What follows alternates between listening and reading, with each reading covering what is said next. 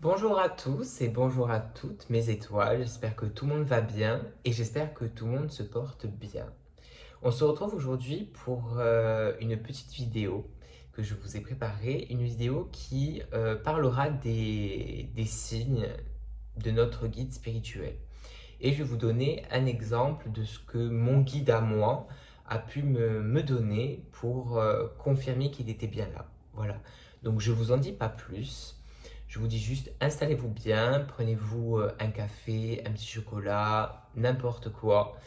Mettez-vous dans une ambiance zen et c'est parti.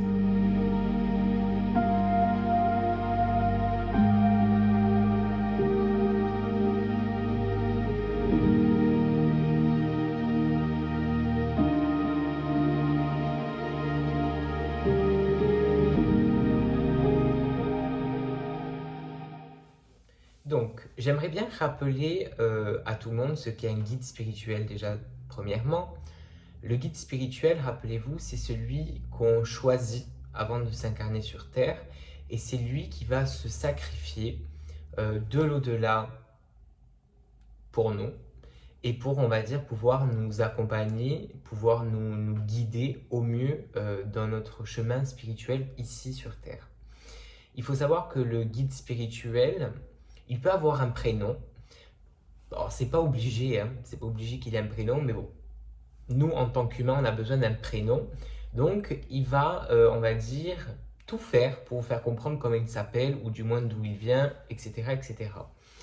Et quand on commence à rencontrer son guide, qu'on veut commencer à travailler avec lui, à avoir peut-être un contact avec lui, et pouvoir, on va dire, avoir des confirmations, on va lui demander qui va nous apporter en fait des signes et ces signes-là vont en fait nous prouver, nous confirmer qu'il est bien là et peut-être qu'il s'appelle un tel ou qu'il fait voilà qu'il a telle forme au niveau de l'apparence, voilà.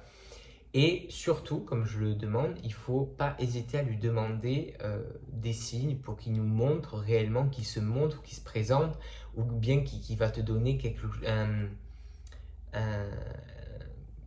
un aspect, un détail de lui qui va t'aider dans ta confirmation. Voilà. Et aujourd'hui, pour vous aider un peu mieux, ou pour peut-être vous éclaircir un peu mieux, je vais vous expliquer comment moi, mon guide, a fait pour rentrer en contact avec moi et qu'est-ce qu'il m'a montré. Voilà.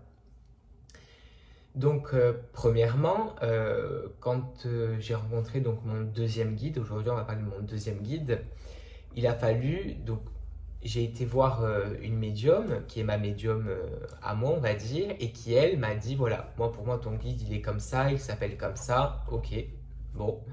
J'ai dit, et elle me dit, par contre, maintenant, il faut que ce soit lui qui te prouve qu'il est bien là, et que ce que je t'ai donné comme information, qui te le confirme, et qui t'apporte des signes qui vont pouvoir te confirmer tout ça. Moi, je suis quelqu'un qui doute énormément et je suis quelqu'un qui, je ne crois que ce que je vois. Donc je sais que c'est peut-être un peu bête de penser comme ça, mais je suis comme ça et j'ai toujours été comme ça. Et avec mes guides, ça a été pareil et peut-être même des fois, peut-être un peu trop insistant. C'est possible aussi. Voilà.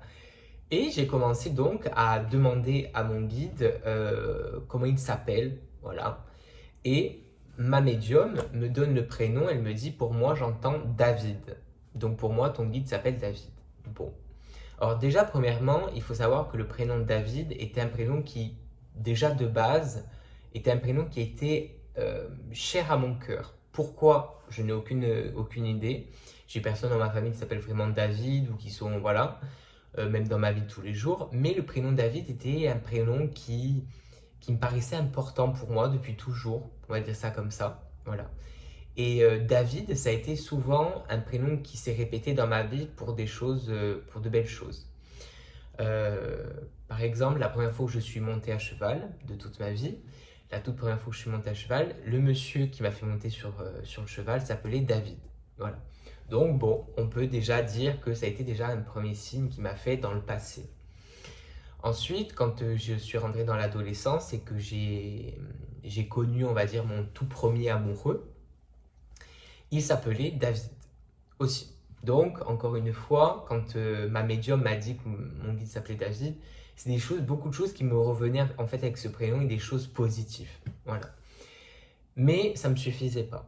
Voilà, il me fallait quelque chose de beaucoup plus approfondi, beaucoup plus clair sur certaines choses. Donc, j'ai pas hésité à demander à mon guide de me descendre. J'insistais, je pense même que j'ai été un peu lourd sur certaines choses, mais je lui ai demandé de m'apporter beaucoup de signes pour pouvoir me confirmer que je puisse commencer réellement à travailler avec lui convenablement. Et vraiment le tout premier signe qui est venu, si vous voulez, un soir, je suis dans ma chambre et je fais un peu de ménage, on va dire, sur mon meuble, je nettoie mon meuble. Et je m'aperçois que sur mon meuble, il y avait des objets posés, donc je pousse certains objets pour pouvoir nettoyer. Et je vois que sur mon meuble, il y a comme un espèce de cercle qui s'est formé, avec comme une espèce d'étoile, voilà. Et en fait, ça s'est formé à cause des rayures, on va dire, sur le meuble, les objets qu'il y avait. Il y a eu des rayures qui se sont faites. Et les rayures formaient une espèce de cercle, un peu mal fait, avec une espèce d'étoile dedans. Bon, ça me choque pas plus que ça. Quelque temps après, je suis sur Facebook et je tombe sur une pub qui présente des bijoux, des bagues, je sais plus vraiment, des amulettes, etc. Et je tombe sur une amulette ronde avec une étoile dedans. Et il y a marqué l'étoile de David. Donc je fais des recherches. Effectivement, l'étoile de David est quelque chose d'assez connu, surtout au niveau de ces amulettes-là. C'est des amulettes, je vais vous le montrer en photo. Bon, je dis bon, ben, ça peut marcher, ça peut matcher quand même, premier signe par rapport à la trace que j'avais sur mon meuble. Bon, c'était minime, mais bon, j'ai quand même demandé encore plus de signes. Donc les jours passent, je demande encore et encore, toujours et autant de signes à mon guide. Voilà, c'est pour ça que je vous ai dit, je pense que j'ai été un peu lourd par moment parce que je lui ai demandé vraiment beaucoup de signes, vraiment. Je suis un soir dans ma chambre, encore une fois, et comment vous dire, j'étais sur mon téléphone certainement, et j'ai voulu mettre un fond, donc j'ai mis mon ordinateur avec une musique de fond. Voilà, un dessin animé, pardon, de fond. Le dessin animé se lance, etc. Et le dessin animé, je ne sais pas si si beaucoup d'entre vous connaissent, mais le dessin animé s'appelle Magic. Voilà, c'est une série de dessins animés pour enfants. Magic, c'est une famille un peu de magiciens, de sorcières. Enfin voilà, ils ont des pouvoirs. Si je peux vous mettre une image, je vais vous la mettre. Mais en tout cas, voilà, je mets au hasard cette série de dessins animés qui s'appelle Magic. Et le titre du dessin animé, on va dire de l'épisode, s'appelle Amour de vacances. Donc bon, ben, je regarde cet épisode sans vraiment prêter trop attention, parce que bon, moi j'étais sur mon téléphone, j'avais juste besoin d'un fond. Et quelque chose se tape à mon oreille, et j'entends que dans le dessin animé, le petit garçon, on va dire, qu'on montre, s'appelle Lorenzo. Alors je dis pas que Lorenzo, il y a que moi qui s'appelle comme ça, je dis pas ça, je suis pas unique, mais entendre un prénom Lorenzo dans un dessin animé, c'est rare. Voilà, je trouve ça rare, j'ai jamais trop entendu dans des films, même dans des films, hein, le prénom Lorenzo, c'est très rare. Donc je me mets à écouter un peu plus le dessin animé. Et au fur et à mesure que le dessin animé se déroule, je comprends que Lorenzo, dans le dessin animé, c'est un petit garçon qui en fait souhaite être... il veut rentrer dans le lycée, voilà, et il veut être grand, voilà. Et donc il se transforme, voilà, il se fait un tour de magie, on va dire ça comme ça, parce que lui il est magicien, pour pouvoir en fait être très grand et pour pouvoir en fait rentrer dans le lycée. Donc il arrive dans le lycée, c'est le Lorenzo, c'est l'italien, c'est le beau gosse de tout le monde lui court après, etc. Et en fait on se rend compte qu'à la fin de l'épisode, tout le monde découvre un peu le poteau rose de Lorenzo. Et en fait il avoue devant tout le monde qu'en fait il ne s'appelle pas Lorenzo, mais il s'appelle David. Et il s'est donné ce prénom pour pouvoir se cacher derrière ce personnage, d'où le pourquoi il s'est mis un coup de baguette magique pour pouvoir être un grand et pour pouvoir cacher sa vraie face en fait. Et d'où le gros signe impossible à ne pas voir, et où il dit en fait je ne m'appelle pas Lorenzo, je ne suis pas italien, mais en fait je m'appelle David. Voilà. Donc comment vous dire qu'à ce moment-là, j'ai eu des yeux qui ont fait comme ça, j'étais choqué. L'épisode, j'ai dû le remettre entre 3 ou 4 fois dans la même soirée hein, pour me rassurer vraiment de ce que j'avais entendu, de ce que j'avais vu. Et ça a été un signe énorme pour moi. Donc je remercie bien évidemment mon guide, je le remercie par-dessus tout, parce que là je lui dis, là franchement tu n'as pas pu faire autrement, franchement là t'es pas allé, t'as pas fait quelque chose de tout petit, t'as fait quelque chose d'énorme quand même, parce que là je l'ai bien vu et je te crois. Ok c'est bon, je te crois, c'est bien toi qui es avec moi. Quelques temps après, j'avais quand même encore besoin peut-être de confirmation. Il faut savoir que les guides en principe, quand ils vont confirmer leur identité, ils vont donner des signes au moins par 3 fois, au moins, pas plus. En principe, il n'y a pas forcément plus de signes que ça, mais au moins 3 fois, ils vont te montrer au moins 3 fois des signes différents pour bien te confirmer qu'ils sont bien là. Donc, je continue. Quelques temps après cet épisode de dessin animé, je me retrouve en salon de voyance, donc moi j'habite à Ajaccio, donc là c'était dans une autre partie de la Corse, on va dire.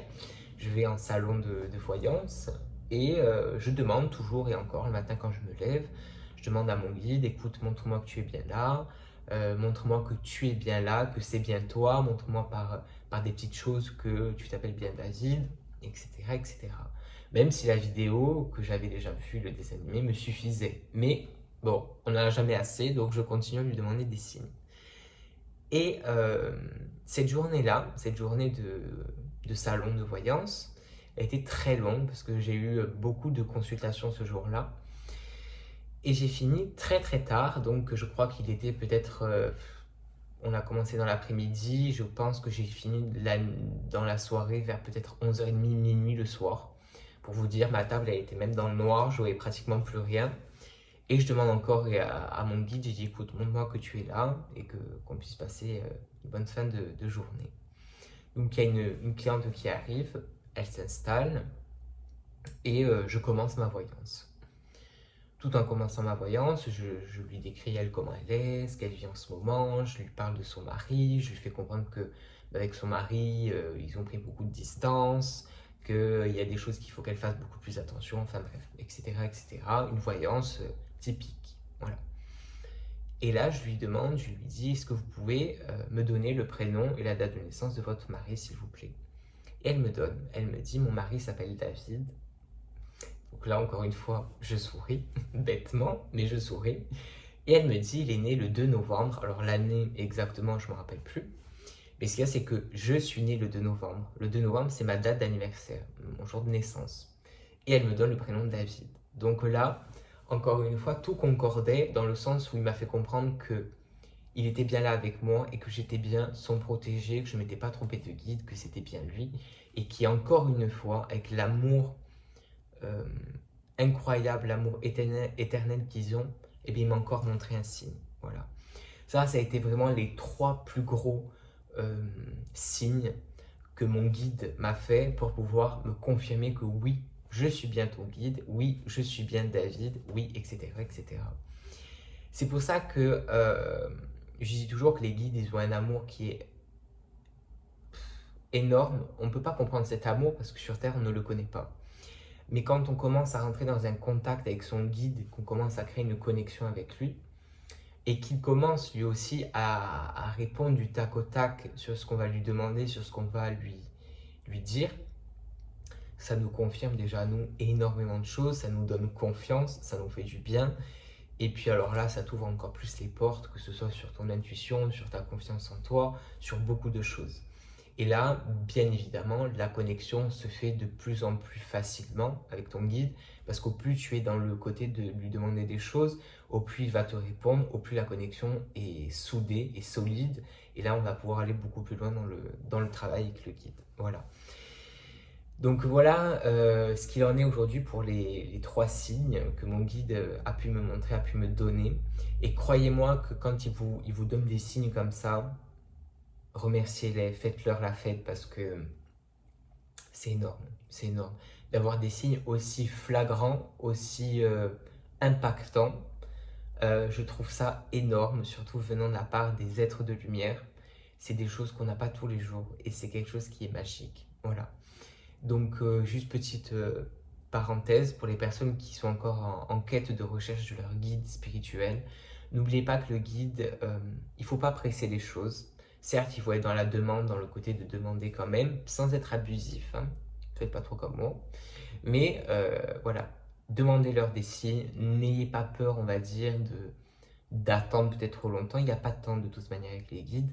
Quand le moment doit être le beau moment, il est là. Croyez-moi que quand ils doivent vous montrer les choses et qu'ils doivent vous confirmer, surtout pour votre bien-être, pour, on va dire, votre évolution spirituelle, ils vous donnent des choses et bien plus encore. Sérieusement, bien plus encore. Faites-leur confiance, ouvrez votre cœur surtout et soyez dans la patience. Voilà, ça c'est des petites choses que je pourrais vous dire par rapport à votre quête de recherche de votre guide. Voilà. Donc voilà mes étoiles, donc si cette vidéo, ce petit témoignage vous a plu, dites-le moi. Dites-moi aussi si vous avez réussi vous à avoir le prénom de votre guide ou pas encore, voilà. Et à savoir que dans mes consultations, on me demande souvent d'aller chercher le guide spirituel de chaque personne. Donc oui, je le fais en consultation, il n'y a aucun problème.